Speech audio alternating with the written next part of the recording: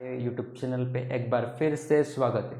और इस वीडियो में हम बात करने वाले हैं कि हम अपना जो टाइम है उसे कैसे मैनेज कर सकते हैं। आई नो, मैं भी सीख ही रहा हूँ इस चीज़ के बारे में। मुझे भी टाइम मैनेज उधर करना उतना नहीं आता, लेकिन जितना भी मैं करता हूँ, जितने प्रैक्टिस में करता हूँ, वो सारी चीज़ें तो मैं आपको बता ही सकता हूँ, right. So let's start this video. जो पहली चीज़ है वो आपको ये करनी है कि don't think in a long run.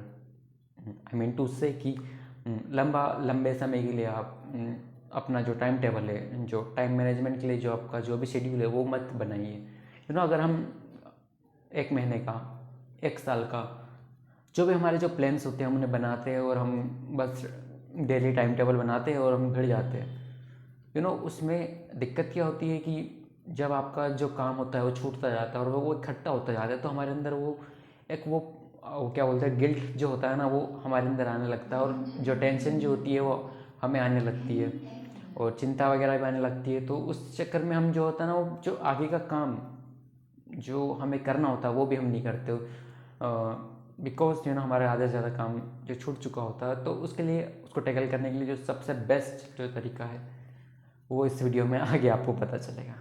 तो आपको पूरा वीडियो देखना ही पड़ेगा, सॉरी। सो सबसे बेस्ट जो तरीका है इस चीज़ को टैकल करने का है वो ये कि आप एक वीकली प्लान बनाओ। आई मीन टू से कि अगले 7 दिन, बस अगले 7 दिन का आप प्लान बनाओ कि आप क्या करने वाले हो। और एक और चीज़ जो है वो मैं आपको कहूँगा कि आप जो लास्ट वीक आपने किया वो सारी चीज़ों को आप लिखिए, उस चीज़ को एग्जामिन करें, उस चीज़ को आप एग्जामिन करें। और नेक्स्ट वीक जो चीज़ आप लास्ट वीक नहीं कर पा रहे थे वो आप नेक्स्ट वीक में कैसे कर पाएंगे, और आपने लास्ट वीक क्या क्या अच्छी चीज़ें की, वो सब चीज़ें आप लिखिए। और नेक्स्ट वीक का प्लान फिर बाद में बनाइए। ज़्यादा मत रखिए अपने प्लान में, बस 2-4 चीज़ें जो आप 7 दिन कर सकते हैं, बस वही चीज़ें रखिए। और जो थर्ड जो टिप है वो ये है कि make a to do list. एक हफ्ते का प्लान बनाने के बावजूद भी आप उसे फॉलो नहीं कर पाओगे। It's an experience that I am telling you with पता नहीं, बहुत ज़्यादा हम प्रोकास्टिनेट तो हम बहुत ही करते हैं, we do it a lot.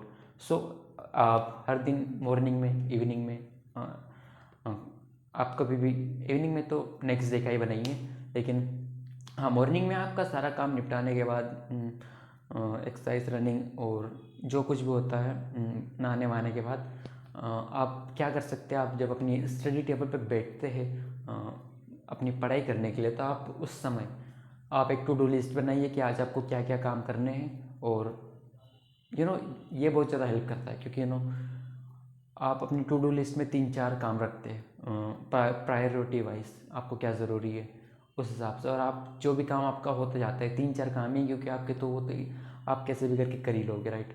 तो आप उस चीज़ को अगर हर दिन आपके 4 गोले और आप 4 में से 3 को भी अगर आप कट करते हो, आप उस काम को करने के बाद, तो ये जो काम की जो फीलिंग है, उससे हमें जो सेटिस्फेक्शन की जो फीलिंग आती है वो हमें मोटिवेट करती है कि हम अगले दिन हम दोबारा वो चीज़ कर सकते हैं, राइट। तो टू डू लिस्ट हर दिन बनाना मत भूलिएगा। कुछ टिप्स मैं देना चाहूँगा, वो ये है कि एक आध दिन अगर छूट भी जाए, कुछ काम नहीं भी हो, उसकी टेंशन क्या लेना, वो दिन गया तो गया, राइट। 2 दिन 3 दिन, सबसे इम्पोर्टेंट जो चीज़ है वो ये कि कंटिन्यू रखना। 1-2 दिन अगर छूट भी गया तो उसमें कोई गलत बात नहीं है, कुछ ज़रूरी काम आ जाते हैं, राइट, जिस वजह से हमें उस काम को थोड़ा रोकना पड़ जाता है। लेकिन आई डू द सेम। मैं यूट्यूब वीडियो बनाता हूँ, कभी रात को, मैं शाम को अक्सर शाम को मैं वीडियो बनाता हूँ। तो ऐसा होता है ना कि कभी कभी शाम को फ्रेंड्स आ जाते हैं, अपनी फैमिली मेम्बर्स, या आउटिंग हो जाती है, तो मैं उस समय वीडियो नहीं बना पाता हूँ। तो कोई बात नहीं, इसमें कोई टेंशन वाली बात नहीं, मैं इसका इतना लोड नहीं लेता हूँ। मैं राइट आज नहीं कर पाया तो कोई दिक्कत नहीं, मैं कल वीडियो बना लूँगा। मुझे बस अपनी प्रोसेस में कंटिन्यू रहना है। बस मेरे को बस ऐसा है कि बस आई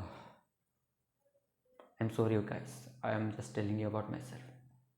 सो इम्पोर्टेंट ये नहीं कि आपका जो एक दो दिन होता है वो छूट जाता है। इम्पोर्टेंट ये है कि आप छूटने के बावजूद भी आप उस चीज़ को कंटिन्यू करते हो। ये थोड़ा बोरिंग हो जाता है रोज़ एक चीज़ करना, उसको कंटिन्यू करते रहना, बट बोरिंग चीज़ें ही तो ये आपके लिए सबसे ज़्यादा ज़रूरी है। This will gonna change your life, right? So करते रहिए, बी कंसिस्टेंट। ये सबसे जो वर्ड होता है ना, बहुत पावरफुल वर्ड है, हम ऐसे ही कह देते कंसिस्टेंट रहो। It has a deep meaning. So stay consistent and see you in the next one.